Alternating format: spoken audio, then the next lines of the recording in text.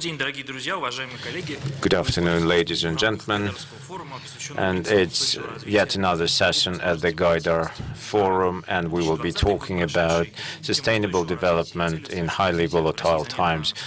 In 2020, the sustainable development topic has become increasingly more important, and it is seen as very important in the agenda, in the Russian agenda, and we are looking at the relevance of sustainable development and achieving sustainable development goals in the context of our development through to 2030. Sustainable development agenda offers 17 sustainable development goals, which are decomposed into 169 tasks, and all these goals are supposed to be achieved simultaneously. And in doing so, we should not impact or impair the future of our future generations. My name is Anton Tsvetov, and I'm responsible for sustainable development agenda in the Ministry of Economy of the Russian Federation. And our first speaker does not have to be introduced, but he's got a new position. Anatoliy Chubais, special representative of the President of the Russian Federation for liaison with international organizations on sustainable development. And our second speaker today is Dmitriy Zaytsev, an auditor from the Audit Chamber of the Russian Federation. A question to both of you, gentlemen. Researchers from the University of Manchester made a calculation. So from 2006 to 2018, the number of national plans drafted to achieve SDGs has increased almost twofold.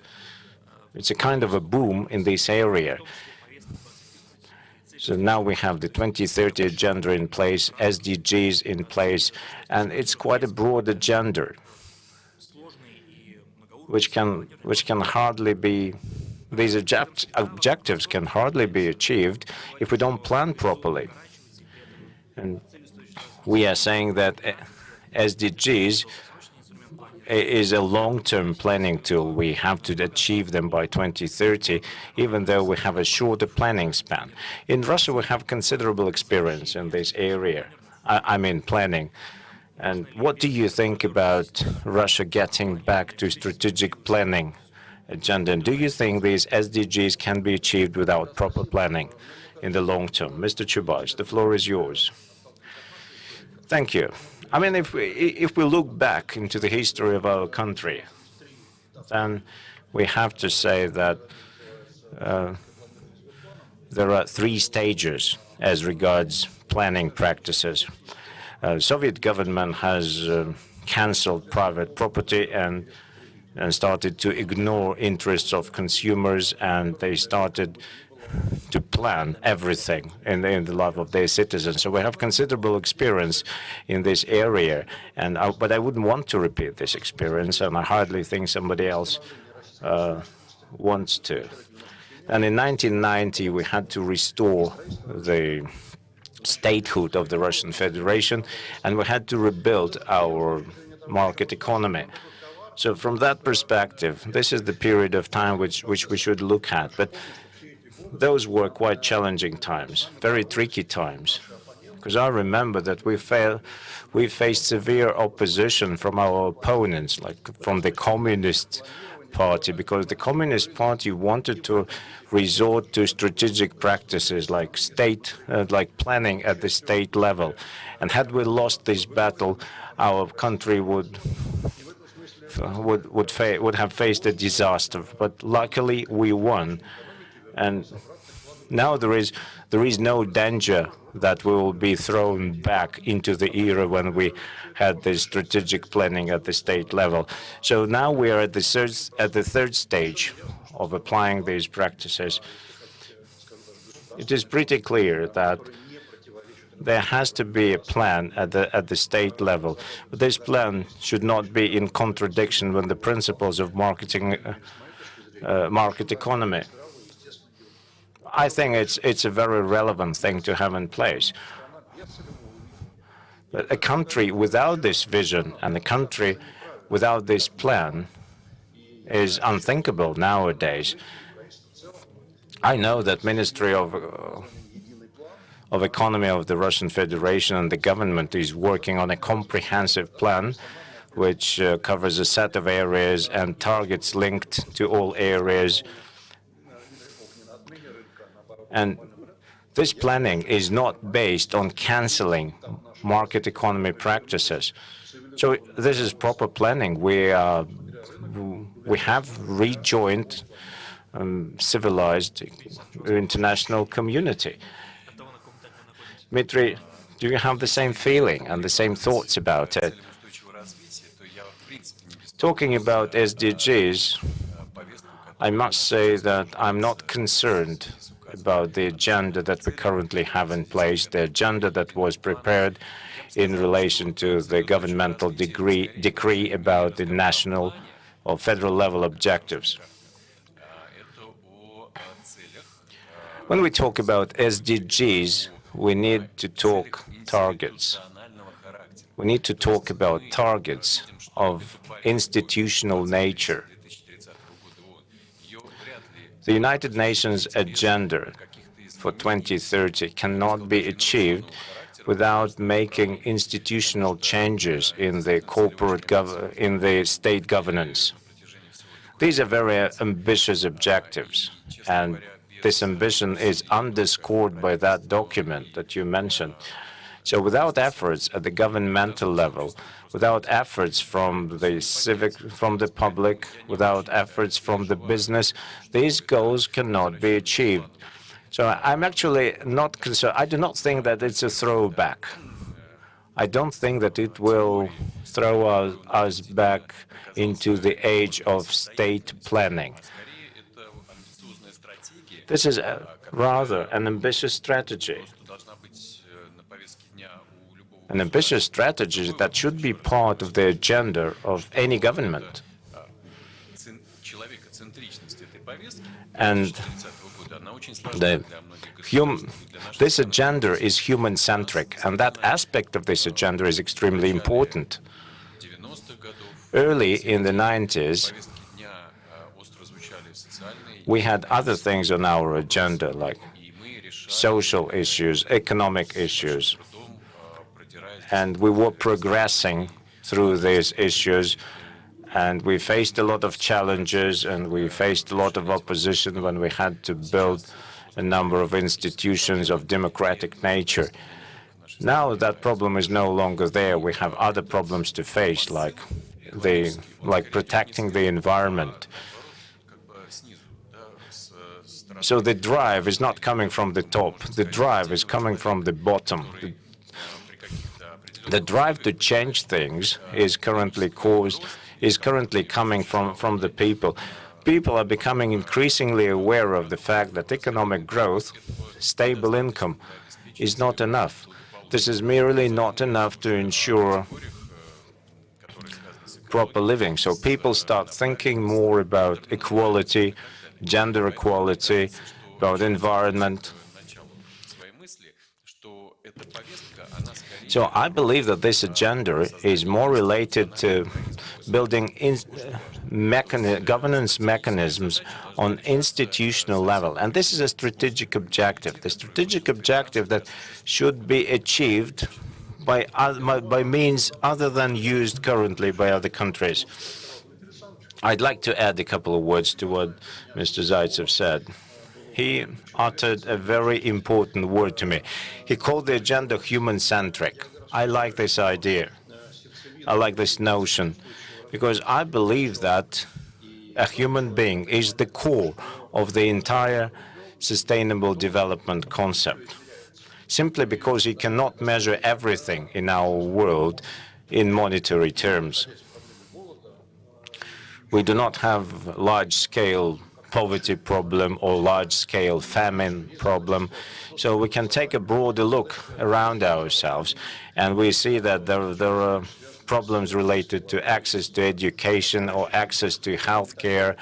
There are problems and challenges that we face as regards access to drinking water. These things cannot only be measured in money, but these things are really meaningful in the context of human life. So calling this agenda human-centric is the right thing to do. And this is what makes this concept modern, and this is what makes this concept liberally oriented.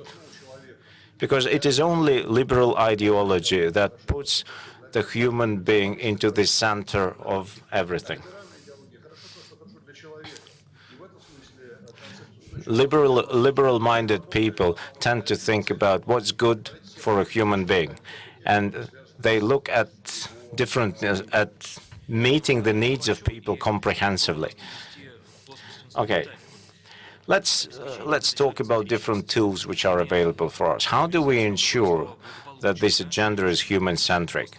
How do we ensure well-being of people? It's not so much about the economic growth, and it's not so much about dollars or rubles. However, the key tool for ensuring this sustainability, the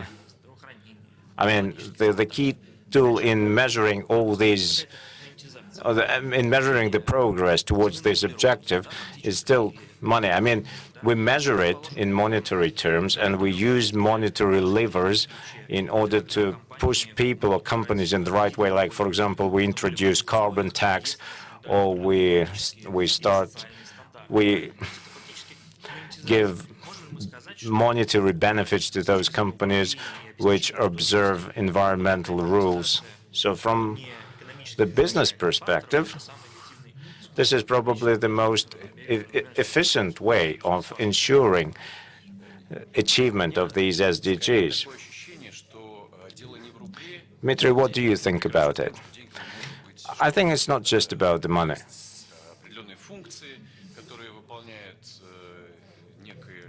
Because there are... So you have an object, and this object may have a functionality. This functionality can be translated into money or monetized. What happens in other countries is this. They are trying to assess their stakeholders and players, not just from the economic angle, but they are looking at them from other angles, like environmental angle. In China, in China they invoked the notion of social capital. So you score points, or you get points through purchasing particular products, or you get extra points through observing traffic rules. And you accumulate your points, and these points become your social capital. This is another way of assessing things, of assessing the value of social interactions in this case. I don't think that we can completely drop the concept of using an equivalent to measure the SDGs or the progress in achieving them. The point is that if we don't use money, we need to use something else. And that it's a difficult thing to pick the equivalent that we should use. China is currently working on this, and they may have a controversial approach to this, but anyway, that approach is there. And I wouldn't say no to trying to measure all this progress in monetary terms. Environmental improvement, social improvement, they all could be measured with a certain degree of accuracy. They can all be measured in monetary terms, but the point here is that sustainable development goals imply use of new tools. From 1930, economists started to use GDP to benchmark countries against each other. And the economists still have not yet agreed on a metric or an indicator which they could use in order to measure the well-being in a particular country. There are different approaches, and you're all aware of these approaches. So sustainable development goals and the approach suggested by the United Nations allows us using different dimensions to measure the progress, which is a breakthrough from the statistical perspective. And that's what's good about it. Well, another point is that this effect could be or can be misused. We know that when you implement an agenda, you may try to simulate an achievement. Some countries are using their own resources. Some countries are using resources provided by international organizations. And these resources are committed to policy which not necessarily is effective. So simulation of activity also happens at this level. SDGs could be looked at from different angles. However, the key thing that we need to see is that it's a new paradigm, it's a new approach, it's a kind of a cultural shift for the mankind. It signifies a move of the entire mankind in the institutional dimension. And I think what we should try to avoid is being too formal or too technical in implementing the key idea of the Sustainable Development Agenda.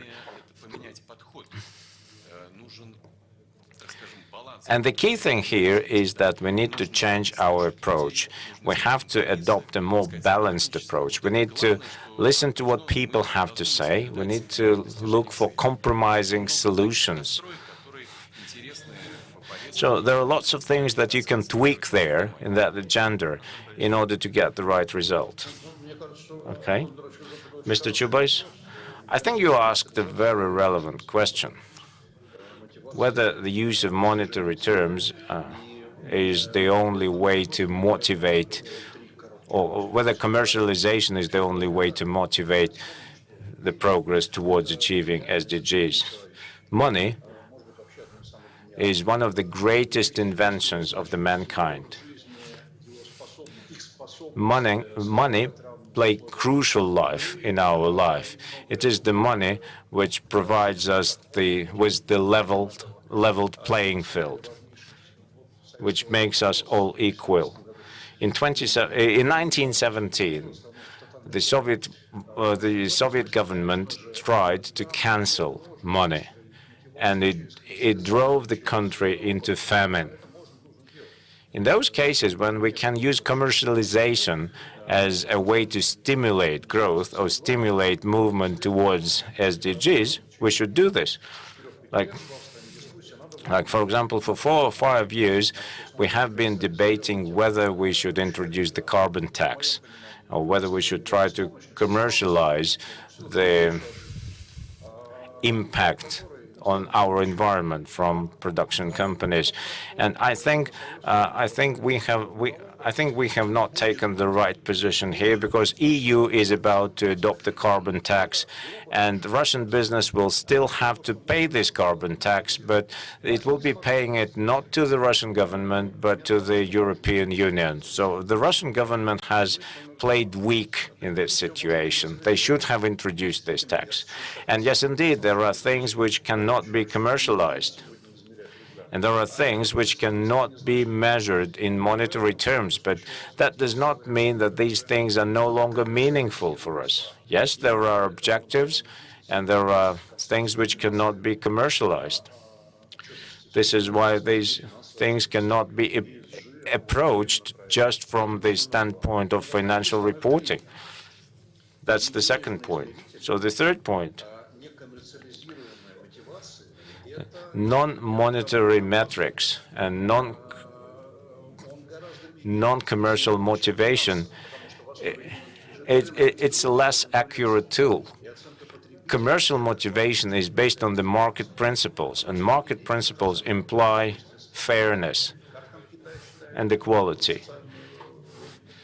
You've just alluded to the practice that China is using in terms of calculating the social capital. Social capital is calculated by the state.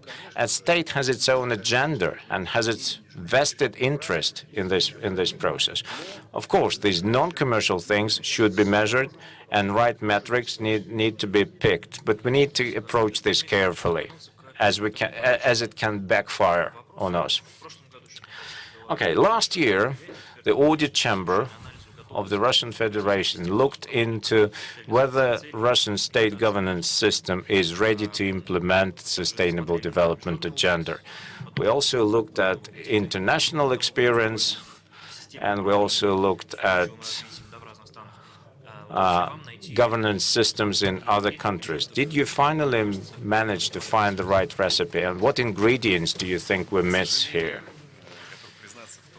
Well, I have to confess that there is no one-size-fits-all solution. Every country will have to find this solution or develop it itself on its own.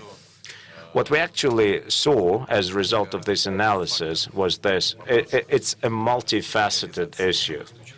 I mean, progress towards the SDGs. And it's individual. It varies from country to country. And in a lot of cases, it is being driven by the government, because we are talking about governmental institutions and interaction between these institutions. And what we have found out right now, we're trying to fix the situation and build cooperation. Of course, we need to hear and to listen one another when we talk about executive authorities. This is something we're missing when we see some national projects and some programs which, like those silos, they have some people who manage these projects, but they do not connect, they do not communicate with one another. So there is no like balance system. So again, I think communication and cooperation would be the primary condition for successful implementation of this agenda, which we have mentioned in our report. We've also studied some strategic documents here in Russia, and we have found out that, yes, this agenda, especially lately, has been incorporated in different documents, but at the same time, if you type something in the document, yes, it's a step one, it's an important step, but it's not enough. You do have to build communication between the government, businesses, and general population. And I think that in this regard, it's a bottom-up approach, which we began doing in our country when the civil society is being very proactive, and like Anatoly has been saying about that, non-financial reporting, little by little is being more present in our lives. And this is important because, again, when you do IPO, when you go to international markets, you have to provide, you have to answer questions like what have you done for the ESG, ecological questions, social issues, and so forth. It's going to come to us, going to be imposed unless we'll do it in our country. And we are doing just that, and it has been the outcome of our work. We've seen that both business community and civil community have been very proactive in terms of implementing this sustainable development agenda. Again, I believe that one good outcome of our work would be that we've been working with the government, with the ministries, and with yourselves. And this report, which has been submitted in the UN, it was an interim report about Russia and about the SDGs attainment in Russia. It was a co-product because we've done our own report and we've shown it on the international arena, which has been quite important as an element. Thank you. Anton, if I can mention a couple of words. You can consider me a novice in this theme, but having looked at this common picture, I would like to share my impressions as the new person in this topic. Well, the very fact that we have the first voluntary country-wide report, it's a big step. Ministry of Economic Development has been in the center of these efforts, and Russian Statistics Agency has been doing. And I think the result is great. It's number one. Number two, the Accounts Chamber has been serving as an auditor, and their perspective is also important because they provide independent review of this report. It's a public document, and the Chamber of Accounts did not try to cook their books, and they've been very objectively studying this report and gave their independent review. And step number 3. Like you've been checked, let's say, by the Chamber of Accounts, it's a soft check. But we also have another independent report by the civil society. I do not know those people who have been drafting it, but it was quite a big and solid and balanced document. Maybe not it was fully and deeply professional, but still it was like a 3D picture that you see. You have a public report, you have the Chamber of Accounts report, and you have the report by the civil society, which says, no, I do not fully agree with this, and I have a totally different opinion about particular piece of legislation. And I think this kind of three-part approach is quite balanced. We've come to this international arena and to the UN. I think it's a good start. It's a good start, and lately, in the last couple of months, we've made some very important decisions in this field, which have been approved by the government and by the president himself. So, using 2020 as a platform, we have to continue and to step up our efforts. I'm going to take my moderator's hat for just a second and say that what has been happening in Russia in this late year is building this very community of different stakeholders which begin to stay in touch with one another. And like it has been mentioned about the business community, what we are seeing in our work that the global companies and big companies, they know best. They know best how to take these trends and how to put them into reality. We have built a council, which we're going to use, and hopefully the first session will happen very soon. And I want to hear some Russian companies working on international markets who will give us a feedback in terms of what do we have to do with all these trends in the next 10 years, especially riding on the wave of actualizing this topic and trying to overcome the consequences of the pandemic. I have yet another question for Anatoliy Chubais, but prior to that, I would like to go back to this issue about the planned economy or planning and the market. Can we assert that the SDGs, this attempt to make SDGs a center and to put the ESG on the same footing, on the same level with the economic growth and monetary profit, can we say that this could be a response to so-called market fundamentalism? Can we say that these are the new non-market driven management techniques, and how can it be connected and related to those new trends as countries are recovering from the initial shocks of COVID-19, and the role of governments is quite strong. I mean, the role of government government expenses and those concerns about the increasing role of the government. Can we say that SDGs by UN would be a non-market tool? Anatoly. I think we come here to a very big topic, which also has some very big applied meaning and fundamental meaning. Professionals know the classic book written by Milton Friedman about 50 years ago. And it's quite a simple book in its form. But this book kicked off the discussion about whether the non-economic goals something which would contradict to the conventional economic ideas and concepts or not. This discussion is far from over.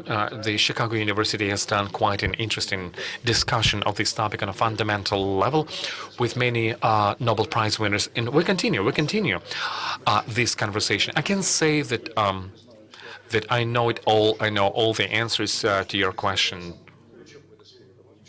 And I'm only making my own first steps in this topic and trying to understand what's going on. But my impression is that it is not a contradiction. It's an about upgrade. I believe that to be able to see it as a contradiction between non-economic goals and the market economy would be a fundamental mistake.